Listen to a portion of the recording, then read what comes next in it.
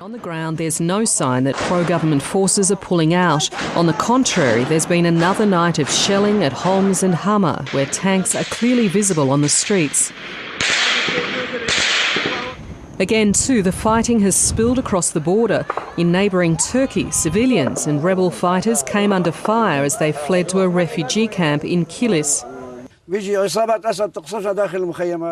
Assad's men have infiltrated our tents and attacked our people. We've been told that 2 people are dead and many were wounded in Kilis. Turkish soldiers didn't do anything other than hiding.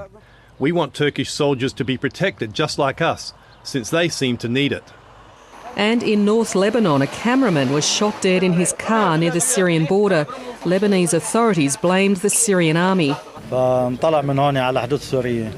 He went to the Syrian border to do his job. They shot him, and he's a martyr now. The man behind the peace deal, Kofi Annan, visited refugee camps in Turkey. I believe it's a bit too early to say that the plan has failed.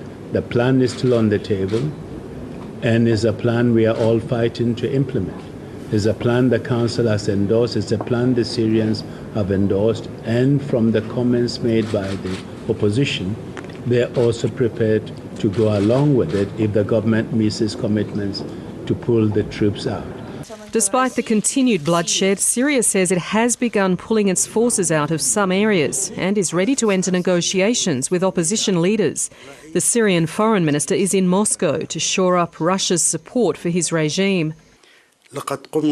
We have already withdrawn some military regiments from certain Syrian provinces in accordance with Article C of Kofi Annan's plan.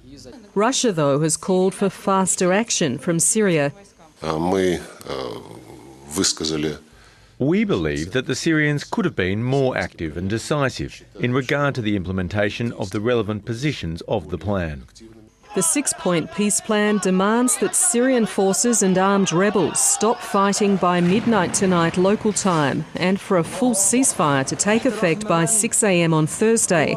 That would allow aid workers to reach those in need of humanitarian assistance and UN peacekeepers in to monitor the truce. Some rebel groups, for their part, have promised to respect the deal but won't enter into negotiations with the Syrian regime. And the Syrian leader has agreed to similar deals before that have never come to fruition.